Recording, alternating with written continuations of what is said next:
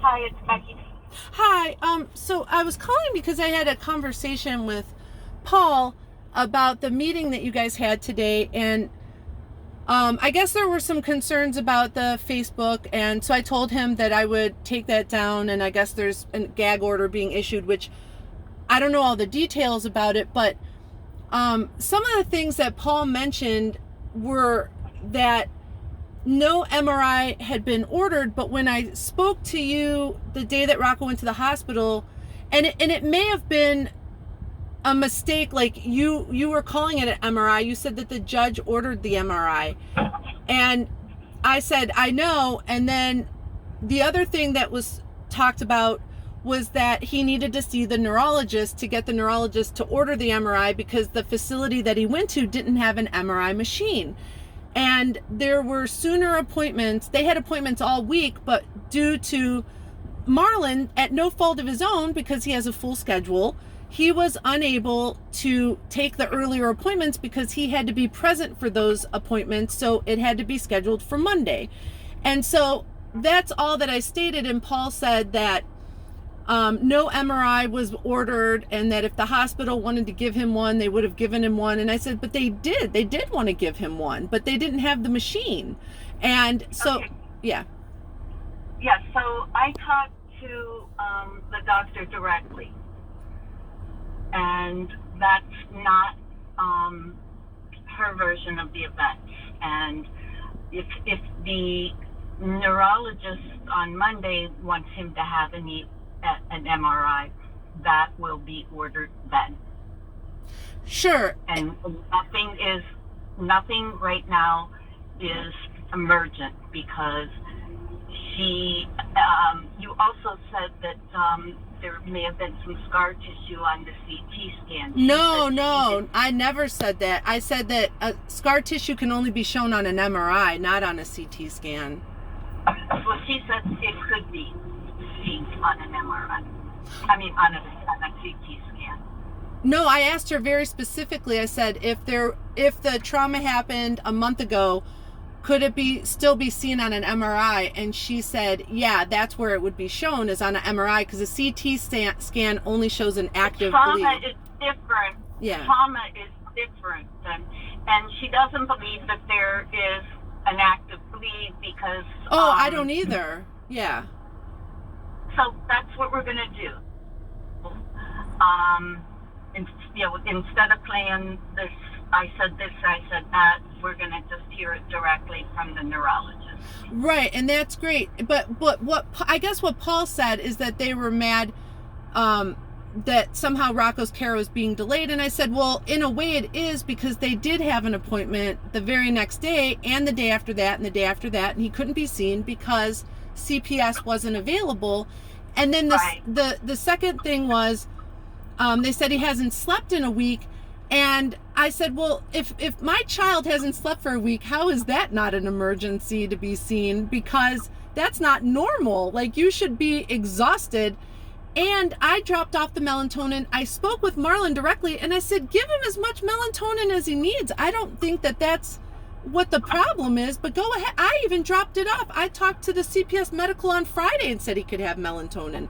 And I even told the worker at the facility, give him as many as you want. I don't have a problem with him taking melatonin at all. It was just that what they were saying was that somehow, like, this melatonin is all of a sudden going to make him not the way that he is.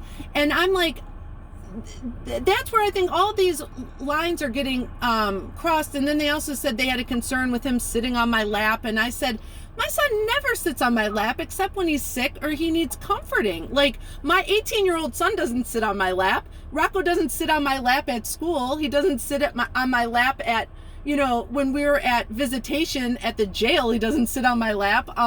It's only when he needs comforting, or if he's vomiting, or, in this state of mind, he wants to be comforted by his mom. I don't think that that's, just because he's 6'2" doesn't make him like older in his mind. He's still very childlike, and he believes in Santa Claus and leprechauns, and he likes to be comforted by his mom. I don't think that there's I don't think that my behavior was anything that was inappropriate. I don't even talk about this stuff in front of him, and if there's anything I need to say, I spell it, so that there's nothing said inappropriately. So in front of my child, I don't even cry. I don't even cry in front of my child.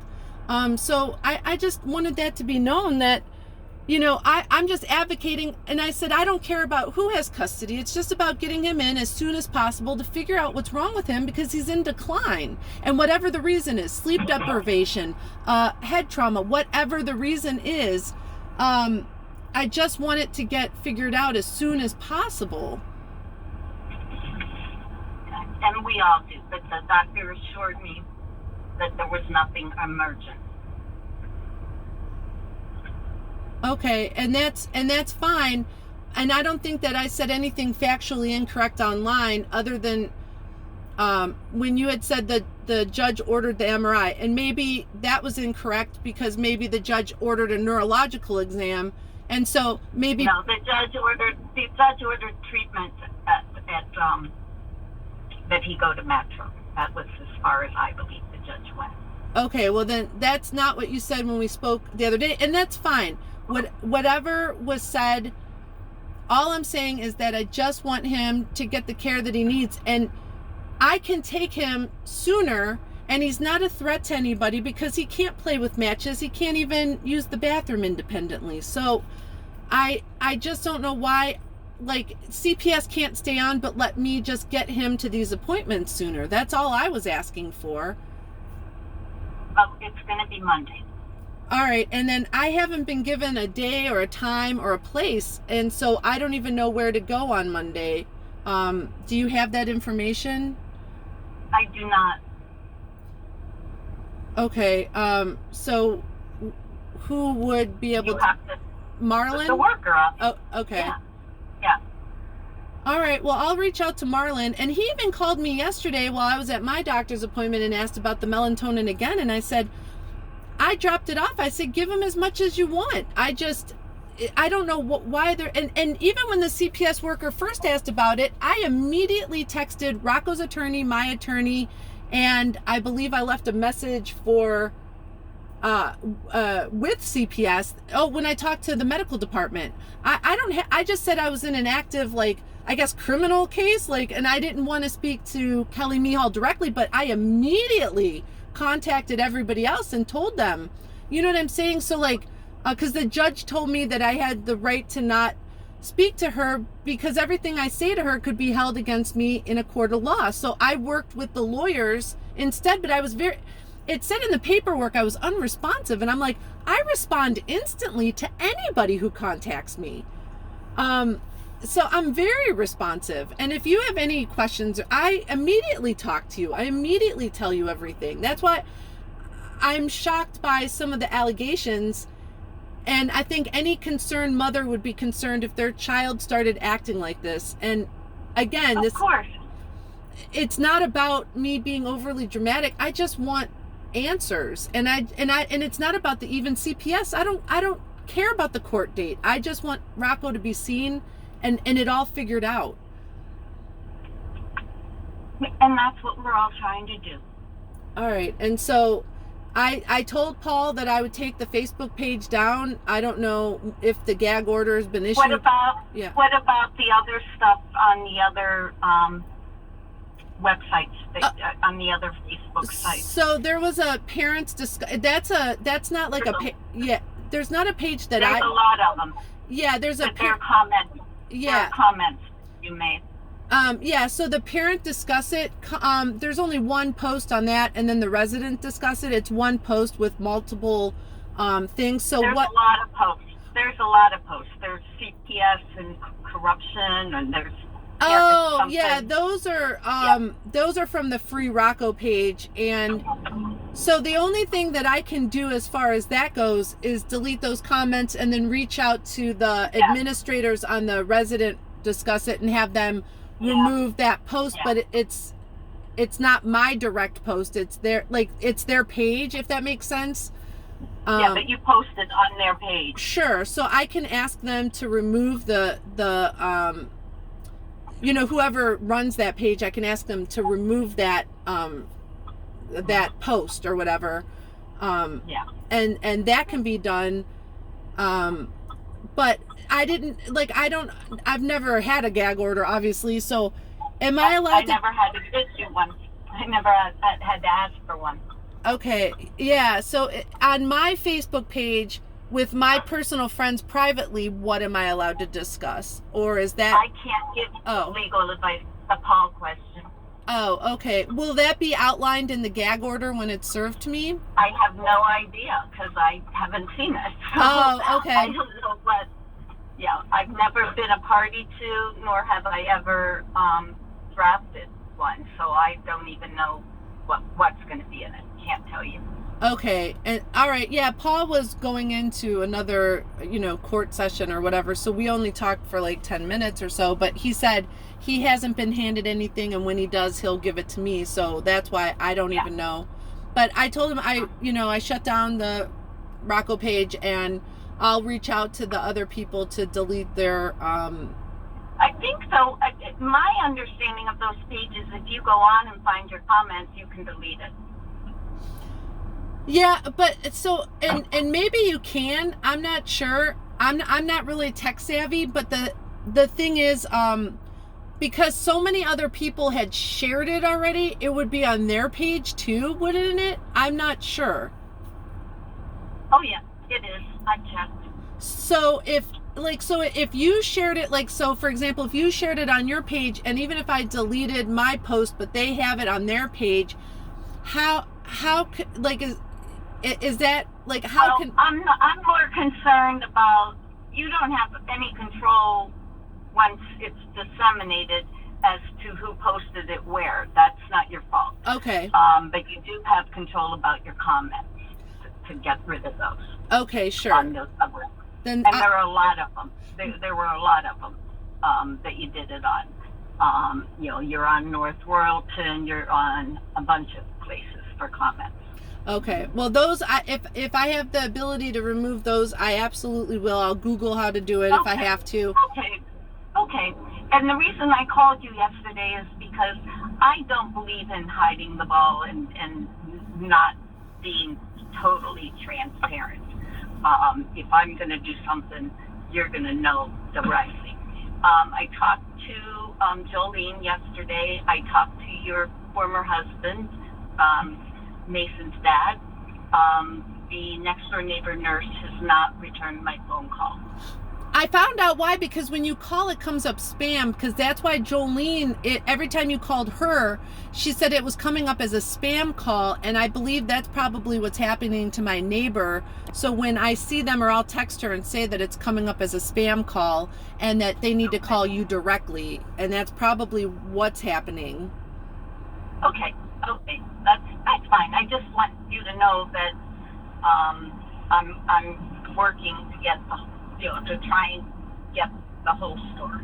Yeah, would you like anybody else's phone number? I don't know if I was working with Amy Momart from the Arc of Ohio. I've been working with, not on this because she can't help me with any of this, but prior to this, Rocco's Care. She was helping advocate for me with the Board of DD to get him care. People like that, would you like their phone number and information? I don't know who else you'd like to speak with. I don't really think it's necessary, and the reason why I don't think it's necessary is you were the primary caregiver for Rocco long before you ever ran across me, and long before you ever ran across the agency, long before. And there were no complaints. I mean, you got the care that your son needed. You advocated for him. Nobody had any complaints. This is just a real tiny place in Rocco and your history that we really, historically mattered, because if anybody was going to speak negatively about the care you gave, that I would imagine would be your former wife, your former husband. Yeah, he's definitely not the president of my fan club, that's for sure. In fact, I don't even know what he said to you. Oh, he said that you provided wonderful care and that you were a great advocate. He said sometimes your style is, I forget the exact word that he used, but I've seen it, so I know. But that's that is part of often what it takes to advocate for somebody. Being people think I'm sweet and nice until I don't get my way, because I'm going to advocate. I'm going to advocate for these children as if they were my own. Right. And that's what I do. When you say you don't think there was anything not factual in the thing, there were some, but it doesn't really matter to me, because what really matters to me is that we get back on track with where we're supposed to be with all of it. Get him the best care that's available, and Absolutely. Absolutely. Yeah. That's So my main I don't really focus, care. is just him Yeah, getting his care. Because I don't think it would have gone this way, in my opinion, had Rocco had said he didn't want to go home, he didn't feel safe there. Oh, well, no, And that's what started it is because the first day he went to juvenile detention, they went roller skating. He thought it was going to be a blast there. He thought it was going to be like summer camp. He had no idea what he was in for, because in But his he mind, they went said he roller didn't- skating. He said he didn't want to go home, so that was, problematic to the judge. Yeah, I think they probably thought that And he I would get in wasn't trouble or there. something. Sure. I wasn't there that day. I got appointed right after that hearing. Okay. And so I wasn't there either, so I don't know what happened. had I been there, I might have said, hey, can I call Mom? Can I see? I think it maybe wouldn't have, become such a big, huge thing. Right. Oh, he thought And- juvenile detention was a blast, because that Campaign Zero was there at the time, and they were doing all this fun stuff. He thought it was like a carnival at juvenile detention, He's like, we went roller skating, Mom. It was so much fun. I was like, oh, okay. So that's where I think the... So that was like that. It wasn't the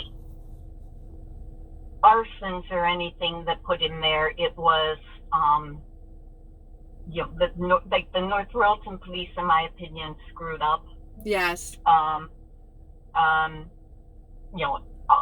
of it just snowballed into this almost unmanageable problem right now. Right. And we've got to right size it into what it really is. Let's figure out what's the matter with this baby, and let's make him better. Thank you. And Thank you. That's what I really want. where- Thank you. That's really where we are. And, I specifically asked if you were still permitted to go to all of the appointments, and the judge said yes. Thank you.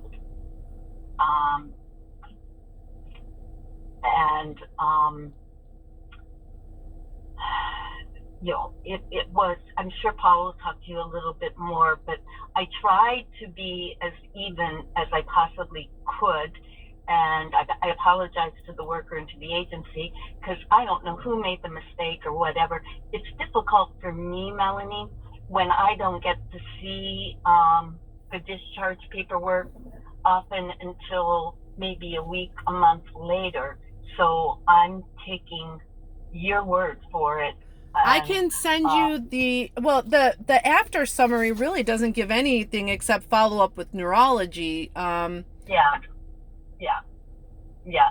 I mean, I'll get that eventually, but I think we've already crossed that path. We're going Sure. to neurology Monday, and we'll see what's what. And once we have the data,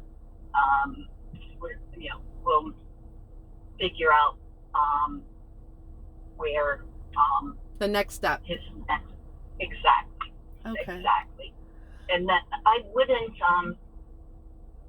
I would not ever do anything that would not be what I thought was in Rocco's best interest. But I'm not perfect. If I'm wrong, I want you to tell me directly. I don't need to read about it on Facebook or anything else.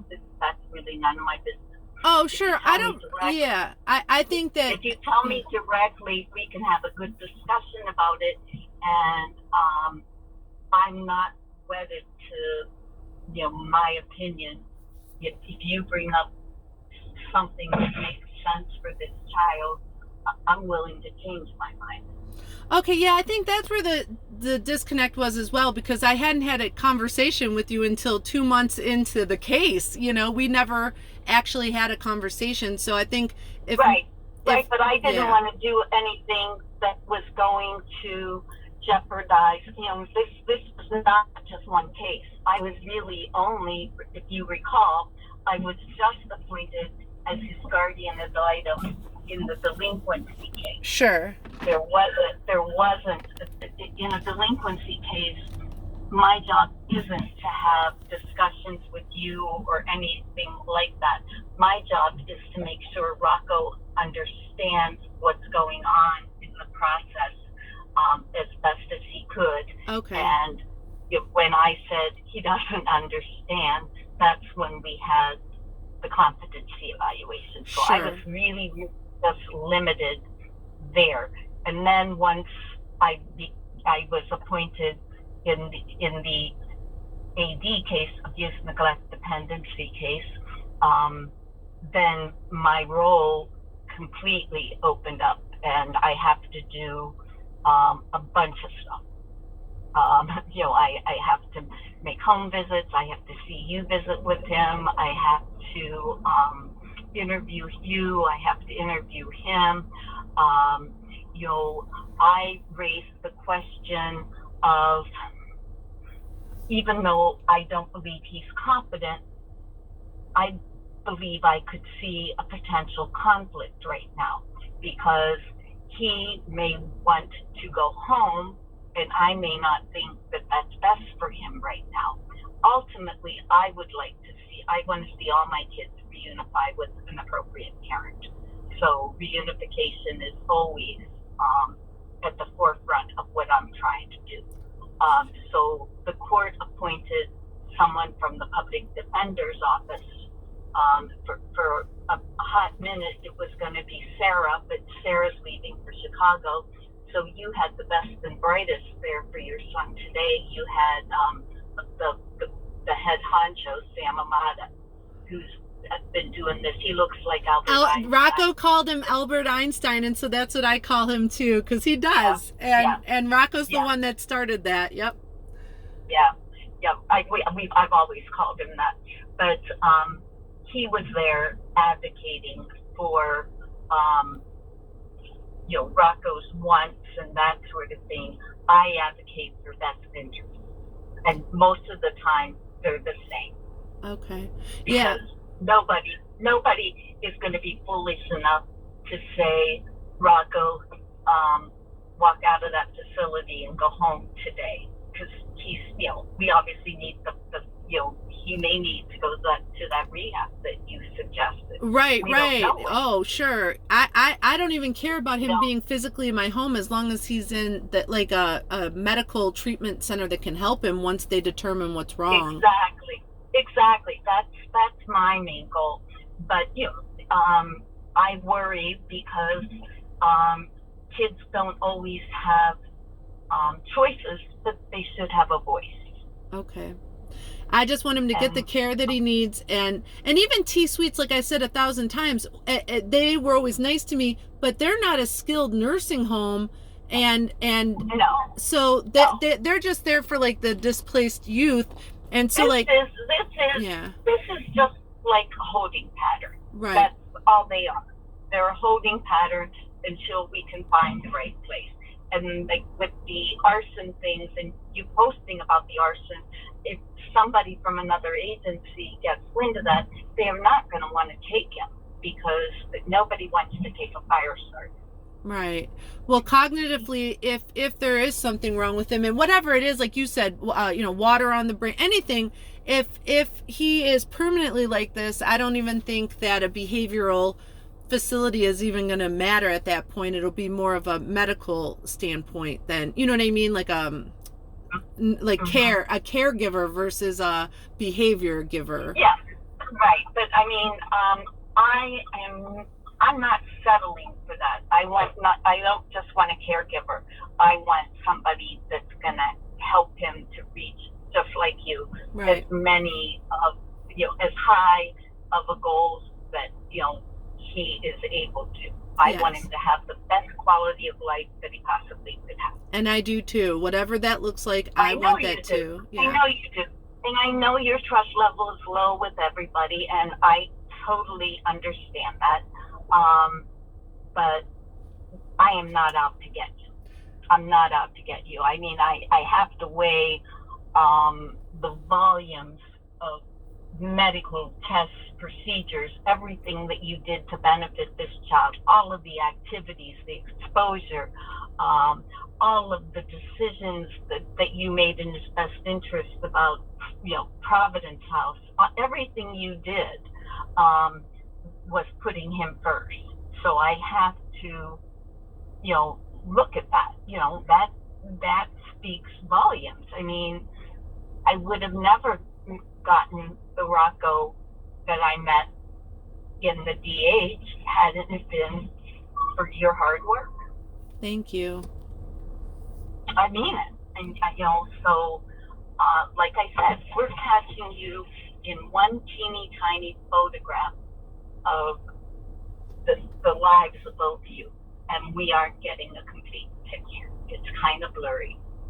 All right. Well, thank you so much, and hopefully Monday we'll get some more answers, and hopefully, that they can, get him in for the MRI and all of the testing that the neurologist recommends as quickly as possible. And then my only concern is if the neurologist says that it is something, that needs, immediate help, even if they could appoint somebody, even if it's not me, just somebody who has the ability to do it as quickly as possible, whereas a CPS worker like poor Marlon may not have the availability. So just anybody else appointed that could do it more immediately is the only, if it can't be me, anybody else, that could do it more immediately, would be And my. I lean toward that too. I mean, I know the agency's understaffed, but if Marlon walks out the door tomorrow, we need somebody to take him to his appointment. So let's figure it out. Right. Okay. Well, thank you so much. And then I guess we just wait and see Monday what happens. And then. I Okay. do have Sure. one question for you. His medicine, the one that The you Quilichu? gave the whatever it is. Yeah. I'm not even sure because were there instances when you had Rocco in your care before all of us became involved where he was not medically compliant, like when he refused to take his medicine? Wait, with me, he refused to take his medicine? Well, were there instances? Because I'm surprised that he doesn't want to take his medicine. Well, I can't speak to what's going on at T Sweets now and his cognitive, because like for example, normally he would he can have his blood drawn with no issue. When we were at the hospital, Right. he violently Right. shook. You told me that. Yeah, Right. I mean, You so told me that. yeah, Like, he's tell not me about the medicine. sure. So Has he ever refused? Has he ever refused on your watch? So he knows that he has to take his medication. The problem that he had with the medication is that it took away his appetite, and my child loves to eat. That's the one thing. Mason's a picky eater. Rocco will eat anything. And so Right. he would always complain that it took away his appetite, but he knew in order to go to the school that he loved, he needed to take it. He knew that in order to go to the summer camp that he wanted to go to, he had to take it. So he would take it. And then I would say, listen, you have to take it or you can't go. And then he would take it. So sometimes it's because of, and it does suppress your appetite.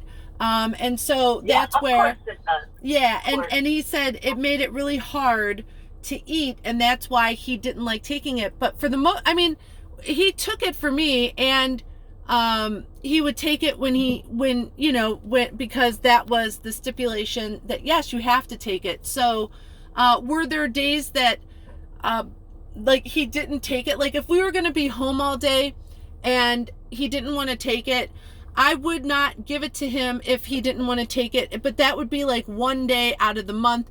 And even Sarah McElroy, his doctor, she said that is fine. That as long like one day is fine. It's like if he's arguing, or I used to hide it in his food if there was, like, when he was younger.